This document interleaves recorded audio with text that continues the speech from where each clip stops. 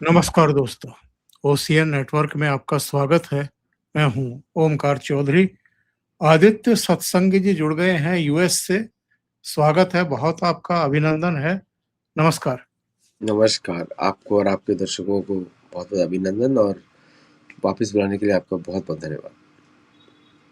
आदित्य जी, आज फिर Donald Trump ने धमकी दी है और ये कहा है कि ईरान पर अब तक का सबसे बड़ा अटैक हम आज रात को करने जा रहे हैं।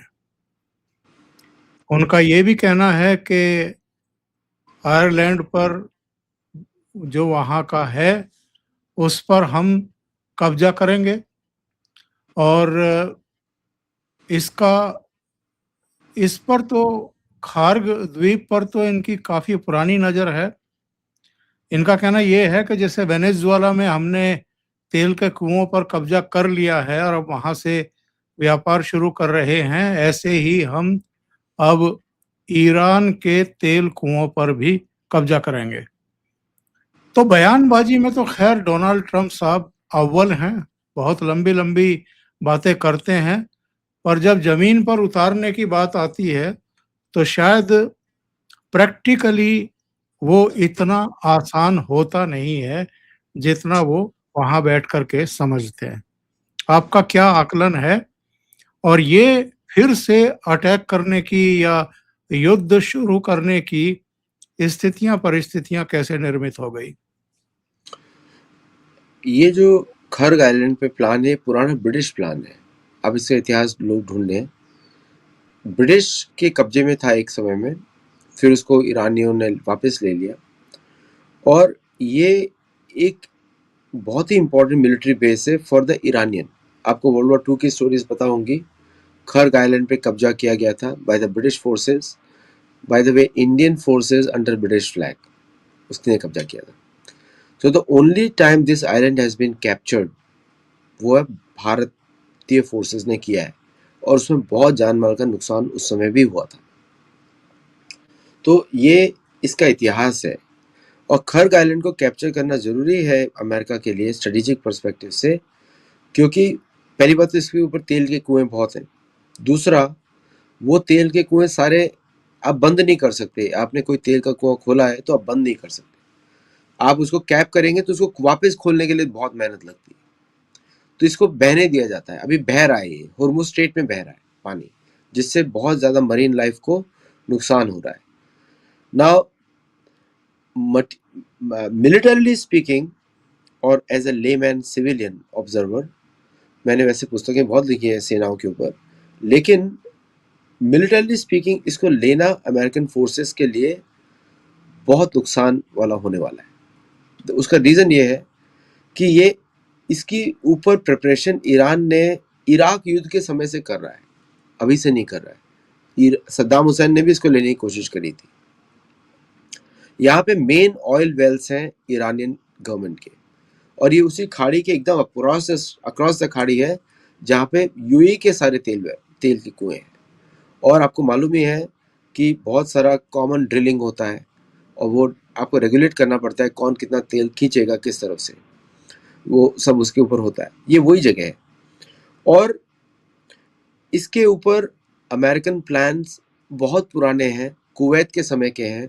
उस समय भी डिस्कशन किया गया था कि जब कुवैत के ऊपर इराक के विरुद्ध युद्ध चल रहा था, उस समय बोला गया था कि इसको कैप्चर करना जरूरी है, लेकिन तब भी नहीं कर पाए। और आपने बिल्कुल सही बोला, डोनाल्ड ट्रंप बोलते हैं फिर अगले दिन उसको वापस ले लेते हैं। और आपको मालूम ही है आज थर्सडे है अमेरिका में और कल फ्राइडे है। तो फ्राइडे को डोनाल्ड ट्रंप बोलते हैं हम चढ़ाई करेंगे, सॉरी थर्सडे को बोलते हैं हम चढ़ाई करेंगे, फ्राइडे को बोलते हैं कि हम पीस की बात करेंगे, सैटरडे संडे वेट करते हैं, मंडे को मार्केट्स ऊपर जाते हैं और ट्यूसडे को मार्केट्स नीचे आते हैं। ये पिछले 10 महीने का साइकिल है। तो और अभी तो ऑलरेडी कम नहीं चल रहा है, अभी तो कंटिन्यूसली दोनों साइड से बम्बार्डमेंट चल रही है और उस बम्बार्डमेंट में आप देख रहे हैं कि अमेरिका का एक अपाचे लॉस हुआ, अमेरिका के 2 MQ-9 रीपर्स लॉस हुए और एक F-18 जो है नीचे गिरा, प्लस कुवैत के ऊपर, बहरीन के ऊपर, ईरान के मोर देन 300 मिसाइल्स फायर की गई, इसराइल के ऊपर जो रिपोर्ट नहीं किया जा रहा है। 48 मिसाइल्स फायर की गई जो हिट हुई हैं सारे टारगेट्स पे। सो ये युद्ध अभी वापस उसी पीक पे पहुंच चुका है जो फर्स्ट फेज में था, उसमें पहुंच चुका है इस समय। तो अगर डोनाल्ड ट्रम्प बोल रहे हैं आज हम रात को और भी बड़ा अटैक करेंगे, एक्चुअली कुछ बचा नहीं है अटैक इससे बड़ा करने का। अमेरिका ने पिछले 48 घंटे में 24 घंटे में 48 से ज़्यादा टॉमाहॉक मिसाइल्स फायर करी हैं और वो सारी की सारी ऐसा बोल रहे हैं कि इंटरसेप्ट हो गई हैं, कोई पहुंची नहीं है ईरान के ऊपर। तो और प्लेन्स उनके उड़ नहीं रहे हैं बाय द वे, क्योंकि ईरान ने का S-400 वहाँ पे लगा हुआ है, HQ-9 लगा हुआ है, तो प्लेन्स उड़ नहीं रहे हैं कोई भी, किसी भी अमेरिका। आपने देखा होगा कि इसराइल ने भी जो अटैक किया वो स्टैंड अलोन अटैक किया, स्टैंड ऑफ अटैक किया। इराक के ऊपर से जाके मिसाइल मारी, cruise missile fired from an Israeli fighter plane. तो कोई अंदर घुस नहीं रहा है।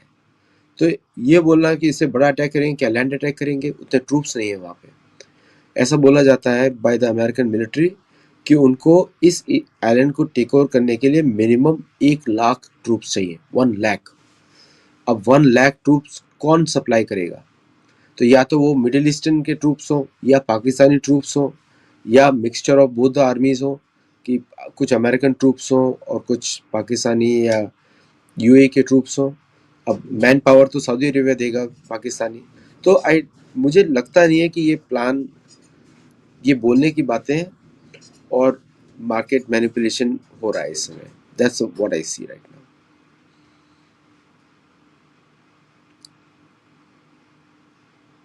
आप म्यूट पे हैं। जी सॉरी।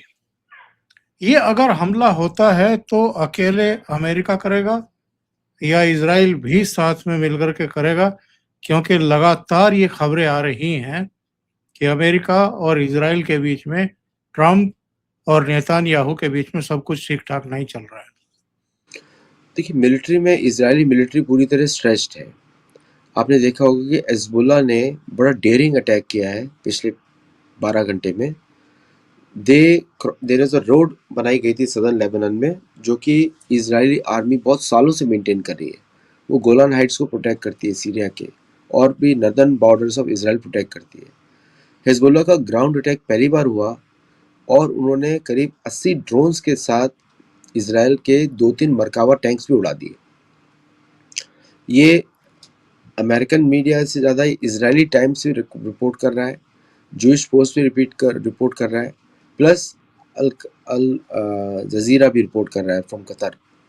और साथ में इंडिपेंडेंट थर्ड पार्टी वेरिफिकेशंस भी हैं जो टिकटॉक पे आ रही हैं। आजकल तो आपको 20 डिफरेंट सोर्सेज देखना पड़ता है टू अंडरस्टैंड कि एक्चुअली क्या चल रहा है। अगर वो सब एक ही बात बोलेंगे तो यस इसे इज हैपन। तो ये प्रोपेगेंडा नहीं है, ये हुआ है एक्चुअली। और कोई भी न्यूज़ आइटम आपको इसराइल से बाहर नहीं दिख रही है, तो मुझे नहीं लगता कि इजरायली ट्रूप्स इन्वॉल्व होंगे। They are already stretched.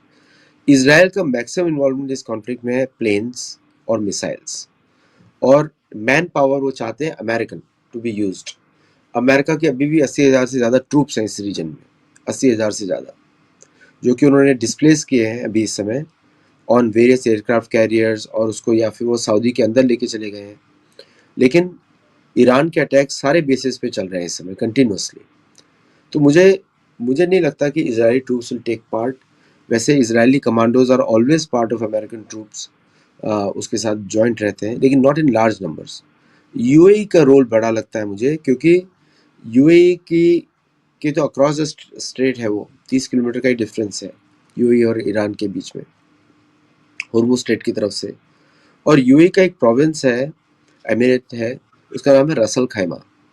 Russell खैमा में बहुत इस तरह के ऑफेंसिव एक्शंस यूएई ने लिए हैं रसल खैमा के थ्रू, और रसल खैमा में अमेरिकन बैटरीज भी लगी हुई हैं। और आपको जस्ट अभी 1 घंटा पहले उसके ऊपर अटैक हुआ है। ईरान ने 100 मिसाइल दागी हैं उसके ऊपर, रसल खैमा के ऊपर। तो मुझे ऐसा लगता है कि ये कॉन्फ्लिक्ट अभी इस वीकेंड के लिए थोड़ा कम होगा, and then it will increase on Tuesday again. जितना करना था उन्होंने आज किया, उन्होंने जो करना था आज किया। अभी 3 दिन पहले तो ट्रम्प तारीफ कर रहे थे ईरान की कि मजबूत देश है, उसके साथ ये नहीं हो सकता है, उसके साथ वो नहीं हो सकता है, और लगे हाथ उन्होंने ये भी कहा था कि मैं सुप्रीम लीडर से मुलाकात करने के लिए उतावला हूँ, मैं इंतजार कर रहा हूँ।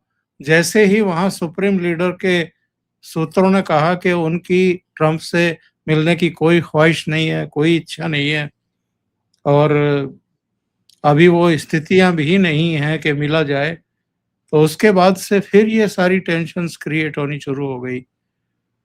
कौन से ऐसे मुद्दे हैं जहां बात अटकी हुई है? क्योंकि ट्रंप ने इस बीच कई बार ये कहा है कि हम परमानेंट शांति स्थापित करने के बहुत करीब हैं, यानी समझौते के बहुत करीब हैं। तो कौन से ऐसे बिंदु आप समझते हैं जिनकी वजह से बात अटक जाती है और सिरे नहीं चढ़ पाती है? देखिए, स्ट्रैटेजी तो बिल्कुल क्लियर है, मल्टीपोलर वर्ल्ड है और दुनिया चाहती है कि अमेरिका मिडिल ईस्ट से बाहर निकले। ये मेन स्ट्रैटेजी है from Russian, Chinese, India, Israel की तरफ से, बिकॉज़ इज़राइल भी परेशान है अमेरिका से फ्लिप फ्लॉप से, क्योंकि जितनी प्रॉब्लम्स अमेरिकन्स ने क्रिएट की इज़राइल के लिए किसी और ने नहीं करी। और दूसरा, आपको मालूम ही है कि यूके का भी इधर बहुत बड़ा रोल रहता है। People need to can not forget it कि वो पुराना इंश्योरेंस प्रोवाइडर है इस एरिया में, और यूके भी यहाँ से चाहता है कि उसका वर्चस्व बना रहे। तो ये सारे फैक्टर्स इस एरिया में लग रहे हैं। नुकसान सबसे ज़्यादा हो रहा है भारत को और चीन को, सबसे ज़्यादा नुकसान हो रहा है भारत और चीन को। तो इस युद्ध से सबसे बड़ा नुकसान तो भारतीय इकोनॉमी को पड़ रहा है, इफेक्ट पड़ रहा है। हम लोग, वो तो मोदी जी इतना अच्छी तरह मैनेज कर रहे हैं तो हम लोग को फील नहीं होता, भारतीयों को फील नहीं होता, लेकिन इम्पैक्ट तो बहुत ज़बरदस्त है। नाउ कमिंग टू जो आपका जो एक्चुअल क्वेश्चन है, उसमें मुझे देखिए, ट्रम्प जो है ये फ्लिप फ्लॉप में शुरू से, ये मतलब अप्रेंटिस शो को इनका देख ले, समझ जाएगा ये है कौन। ये रियलिटी टीवी स्टार है, और रियलिटी टीवी में आपको हमेशा लोगों को एज ऑफ द सीट रखना पड़ता है। Edge of the seat, Bharat दोस्त है पर 3 सेलर्स मार दिए। भारत मतलब मोदी जी के रेपुटेशन पे क्वेश्चन उठाया सीधा। और फिर उसके बाद तो कुछ ऐसा बात हुआ ही नहीं ईरान के बीच में और यूएस के बीच में अभी तक। द लास्ट कन्वर्सेशन वाज जब जेडी वांस आए थे, उसके बाद कोई कन्वर्सेशन नहीं है। तो ये लोग जो बातें करते हैं, ये आपको पता ही है, अमेरिकन मीडिया में खुद ही बोलते हैं, खुद ही उसको बोलते हैं, दे आर द जज, द जूरी, द इंफॉर्मेशन, सब वन साइडेड है। भारत के साथ भी रिश्ता वन साइडेड है। जो बोलते हैं हमने भारत को परमिशन दी है, कोई मांग ही नहीं रहा भारत परमिशन आपसे। भारत धड़ल्ले से तेल, भारत की पॉलिसी बड़ी क्लियर है कि जहाँ भी तेल सस्ता मिलेगा हम खरीदेंगे। सो ये इट इज़ ए स्ट्रैटेजी, ये तब तक चलता रहेगा जब तक डॉलर पूरी तरीके से गायब नहीं होता। ये जैसे पहले यूक्रेन वॉर था, अब देखिए यूक्रेन वॉर में अमेरिका ने रशिया को फंसाया। ईरान वॉर में आप ओवरऑल अगर स्ट्रैटेजी देखें या इतिहास थोड़ा देखें, इसमें रिसेंट इतिहास की बात कर रहा हूँ 2-3 साल का, रशिया ने इनको ईरान में फंसा दिया। किसने बोला था ईरान को कि हॉर्मुज़ स्ट्रेट बंद कर दो? अब इस पे थोड़ा रिसर्च होना चाहिए। White was a combined strategy. तो ये उस तरह का युद्ध है जहाँ पे आम जनता बन रही है बेवकूफ, लेकिन पैसा बना रहा है कोई और। Before the American dream vanishes. American dream क्या है? रोटी, कपड़ा और मकान, बस यही है जो पहले था भारत में। रोटी, कपड़ा और मकान, वही अमेरिकन ड्रीम है। सो ये जो रिजर्व करेंसी बनाने का और उसको मेंटेन करने के लिए, for the time being, until the American economy की रियल कंडीशन बाहर लाई जाए।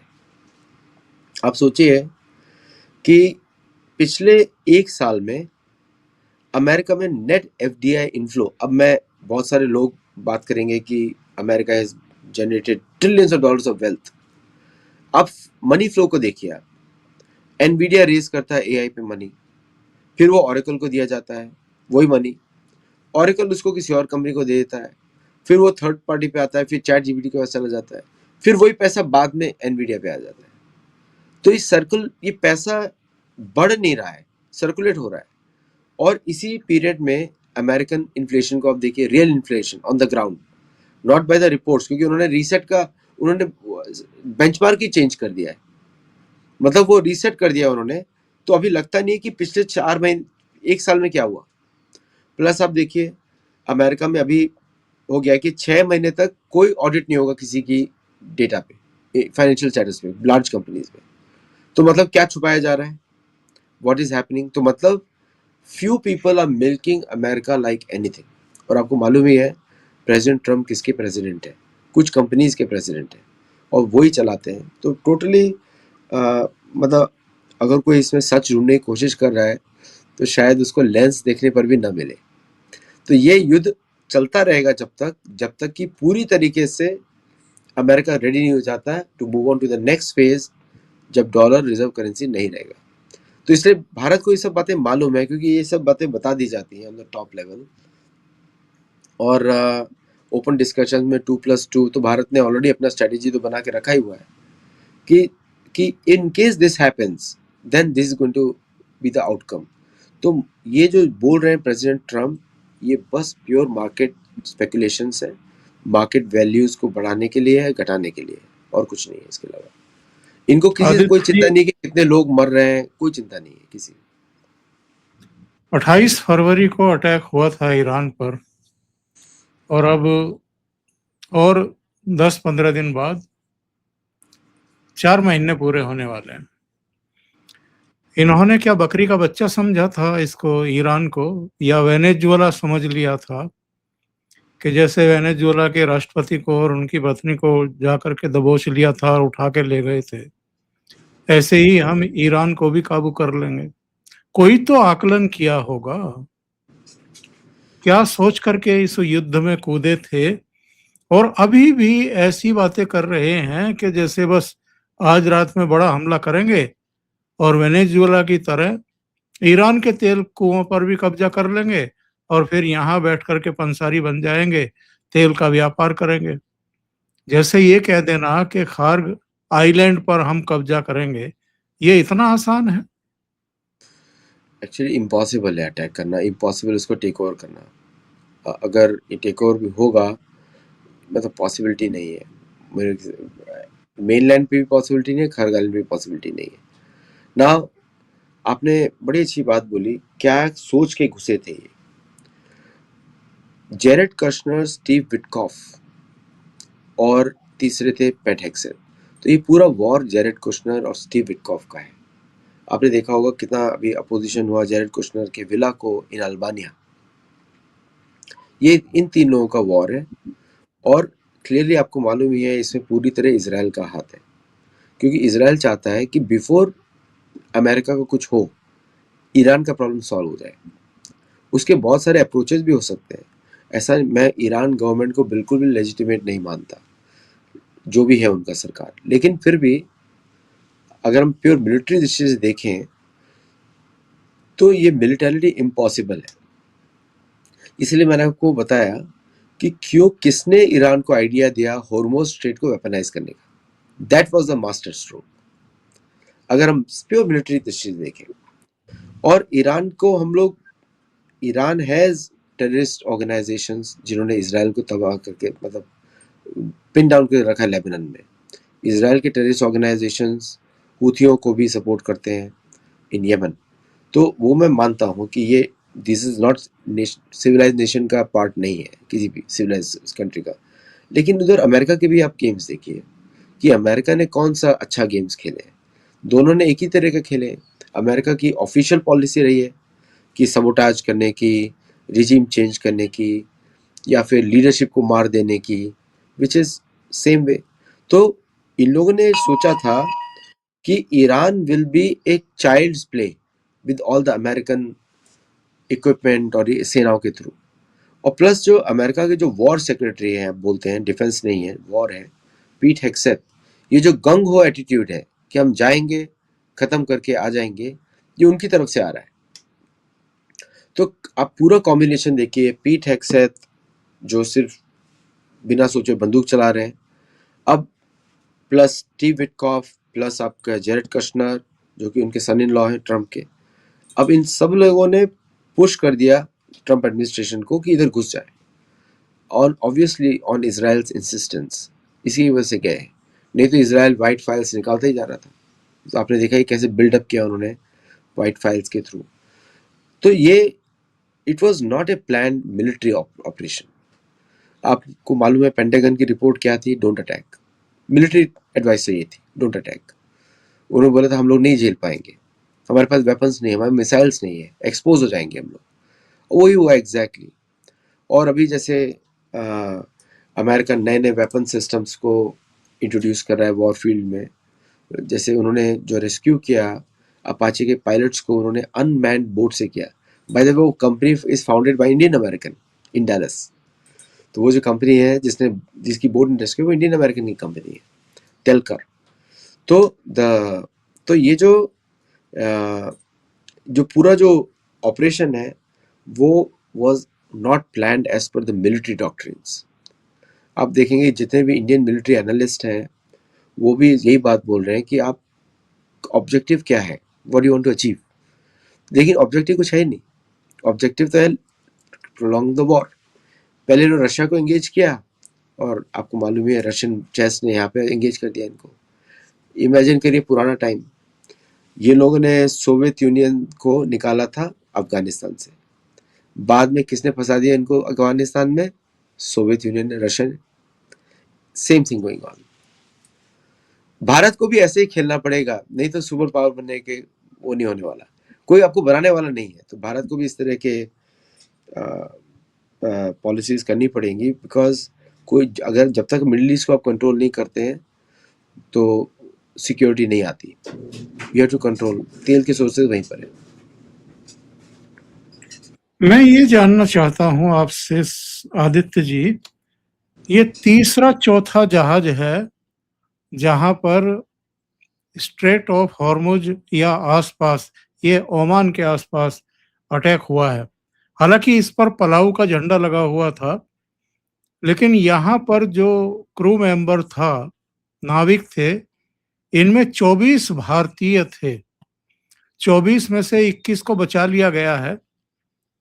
ये मिसाइल अटैक था संभवतः, और उस शिप के इंजन में आग लग गई और वहां फिर बचाव का कार्य हुआ।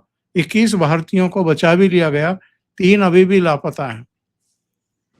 तो ये चल क्या रहा है वहां पर, और कौन है जो बार बार इस तरह के अटैक को अंजाम दे रहा है और क्यों?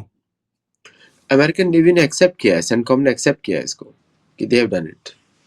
और तो भारत ने इसलिए डिमार्च भी दिया है, अमेरिकन डिफेंस अटैचे को भारत में दिया है, और इवन डिप्टी मिशन को भी बुलाया है, उसको भी डिमार्च दिया है, भारत ने दिया है दोनों को। ये अटैक्स देखिए, सपोज करिए कोई अमेरिकन सेलर मरा होता भारत के किसी अटैक में, और ये F-18 के थ्रू किया गया प्रिसीजन स्ट्राइक, तो बोला है उन्होंने F-18 ने किया है, तो अमेरिका कैसे रिएक्ट करता? तो शायद वो उस तरह का रिएक्शन भारत को भी करना चाहिए, और स्ट्रॉन्गर रिएक्शन। सिर्फ स्टेटमेंट इशू नहीं कर सकते। और ये बात भी सच है कि दुनिया के हर मर्चेंट शिप पे इंडियन सेलर्स हैं, हर मर्चेंट शिप पे 45% लोग बोलते हैं 30 to 45% सेलर्स आर इंडियन और फिलिपिनोस, यही है, दो कंट्री के लोग हैं। और ज्यादातर इंडियन क्रू रहता है शिप मैनेजमेंट में या शिप को चलाने में, इंडियन मर्चेंट नेवी। तो इसलिए भारत को के लिए तो सारे शिप्स इंपॉर्टेंट है, चाहे वो भारतीय फ्लैग हो या ना हो। द फैक्ट कि उनके पास इंडियन पासपोर्ट है means the president of India demands their safety. Clearly passport में लिखा ही होता है, the holder of this passport पे जो भी हेल्प आपको देनी है उसको दिया जाए on behalf of the president of India. Same America के लिए भी होता है, लेकिन अमेरिका ने यूएन क्लॉज साइन नहीं किया है, लॉ ऑफ द सीज। तो इसलिए अमेरिकन पासपोर्ट इतना ज़्यादा उसका लीगल स्टेटस नहीं होता ऑन द सीज। तो इसलिए ज़्यादातर अमेरिकन आप नहीं देखेंगे सेलर्स के रूप में। इवेंचुअली तो आएंगे वो भी, बिकॉज जॉब मार्केट अमेरिका में इस तरह इसका है। लेकिन ये जो आप इंफॉर्मेशन बता रहे हैं कि इस पे तो स्ट्रिक्ट एक्शन भारतीय सेना को लेना चाहिए, या भारतीय गवर्नमेंट को और भी स्ट्रिक्ट बोलना चाहिए मेरे हिसाब से, बिकॉज नॉट एक्सेप्टेबल। अगर आप अपने सिटीजन्स को मरता हुआ नहीं देख सकते तो we can also not see it. और अब वो शिप्स जो थे संदिग्ध अवस्था में थे, ये भी बात मैं I give to American navy की यस, कि वो शिप्स ने अपने ट्रांसपोर्टर्स बंद कर दिया था, which is not legal in anything. उन्होंने इसलिए बंद किया था ताकि American navy can not track it. लेकिन जब उसने बंद किया, उसकी लास्ट लोकेशन पे जाके उन्होंने अटैक किया और शिप वहां से मूव नहीं किया था। तो that's how the attack happened. तो उनका एक मैं देख रहा था रिपब्लिक टीवी पे, उनके एक पिताजी का एक इंटरव्यू था, आदित्य शर्मा करके एक व्यक्ति, उनके पिता का इंटरव्यू आया था। तो बता रहे थे कि किस तरह he was reporting to them कि कहाँ कहाँ वो जा रहा है। तो सडनली ट्रांसपॉन्डर बंद करके ओमान से वो हरमुज की जाने लगे।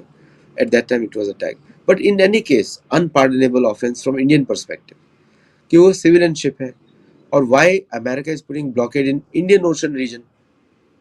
तो ये सब क्वेश्चंस उठते हैं, and I think will wait for the Indian government response, क्योंकि प्रेशर तो अब जनता का पड़ेगा इंडियन गवर्नमेंट, भारतीय सरकार पे। और एक तरीके से मैं इसको ऐसे भी देखता हूँ कि कहीं ना कहीं अमेरिकन अदृश्य राज मोदी जी के लिए प्रॉब्लम क्रिएट करना चाहता है एज ए वीक लीडर, जबकि वो एक तरीके का वो जनता का परसेप्शन बदलता है, देखो क्या नहीं, कुछ नहीं किया इन्होंने।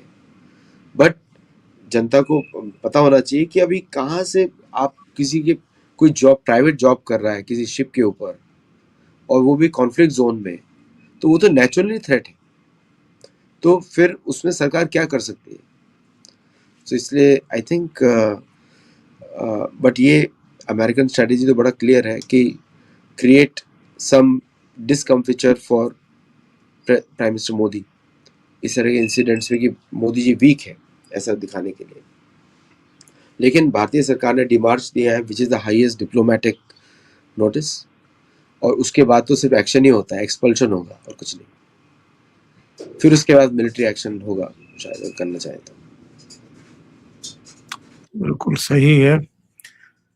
स्ट्रेट ऑफ हॉर्मुज फिर से बंद करने का ऐलान कर दिया है ईरान ने, और अगर ये अमेरिका की तरफ से अटैक फिर से होता है, बड़ा होता है, तो ये तो और ज़्यादा विकराल रूप धारण करेगा। तो एक बहुत बड़ा संकट, क्योंकि 20% से कुछ अधिक तेल यहीं से निकलता है, और ये पिछले 2-2.5 महीने से 3 महीने से लगभग ब्लॉक है। तो पहले से ही संकट है, अब और संकट बढ़ने वाला है। एक्चुअली ईरान ने 12 घंटे पहले बंद किया है इसको, 12 घंटे हो गए हैं पहले बंद किया है। और एक भी शिप जो है ना, पहले 200 शिप निकल रहे थे यहाँ से, ज़्यादातर अमेरिकन तेल के। ऐसा हम सोचे कि अमेरिका नहीं तेल निकाल रहा है, अमेरिका तेल निकाल रहा है। Only American ships, Chinese ships, Indian ships are going past. लेकिन जिस तरह इसने 3 एम्प्टी टैंकर्स पे अटैक किया है भारतीय, जहाँ पे भारतीय सेलर्स को आहत हुआ है, उससे अब टैंकर्स ही नहीं जाएंगे तो बाहर क्या आएगा? तो भारत के लिए तो अभी वापस रशिया से भारत और एक्स्ट्रा खरीदने वाला है। तो जितना अमेरिका ये सब गेम खेलेगा, उतना ही भारत के डिसीजन स्ट्रांग हो जाएंगे to go with non American oil.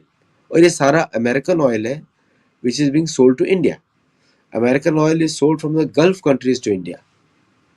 Saudi Arabia को इससे कोई फर्क नहीं है, because Saudi Arabia red sea को यूज कर रहा है। तो मुझे लगता है कि अगला ईरान का अटैक उस एरिया में होने वाला है, on Saudi refineries and Saudi infrastructure.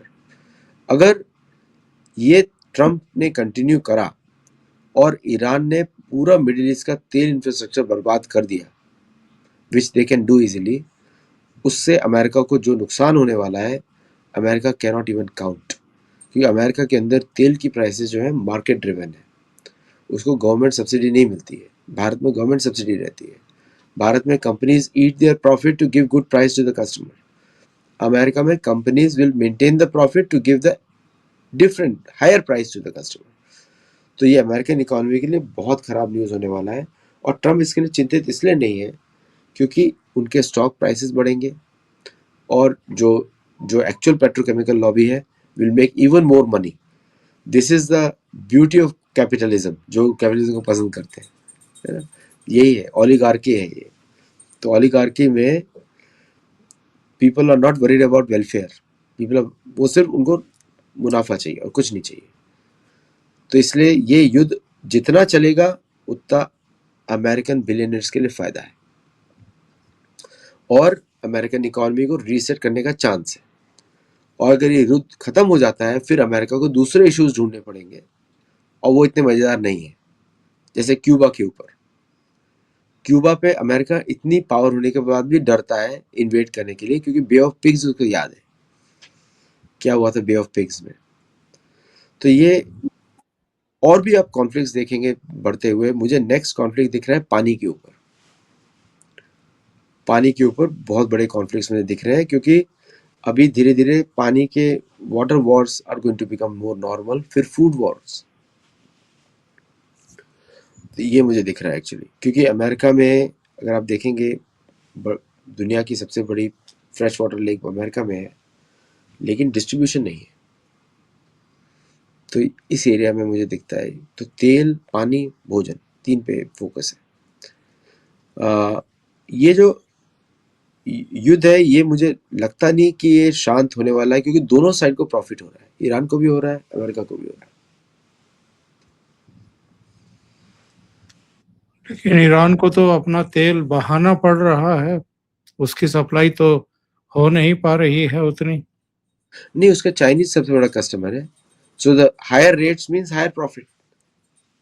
तो इसलिए वो जितना भी तेल वो भारत को भी जा रहा है, ऐसा नहीं कि नहीं जा रहा है।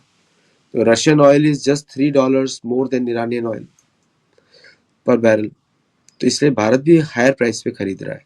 इसलिए भारत का भी आउटफ्लो बहुत ज़्यादा है on the foreign currency side, क्योंकि ईरान जो है डॉलर लेता नहीं है, ईरान रुपए भी नहीं लेता है, ईरान युआन लेता है। तो भारत को युआन खरीदनी पड़ रही है टू पे ईरानियंस, या गोल्ड, दो में से एक। आदित्य जी, बहुत बहुत धन्यवाद आपका इतना समय निकालने के लिए और ओशियन नेटवर्क से बात करने के लिए और बहुत महत्वपूर्ण मुद्दों को समझाने के लिए। उम्मीद है आप लोगों को ये प्रोग्राम अच्छा लगा होगा। अगर कंटेंट पसंद आ रहा है, प्रोग्राम पसंद आया है, तो लाइक का बटन ज़रूर दबा दिया करें। इसके अलावा वीडियो को शेयर किया करें और चैनल अभी तक सब्सक्राइब नहीं किया है तो ज़रूर कर लें। सत्योलॉजी आदित्य जी के चैनल का नाम है, उनको भी सहयोग करें और सब्सक्राइब करें। बहुत बहुत धन्यवाद। नमस्कार। नमस्कार।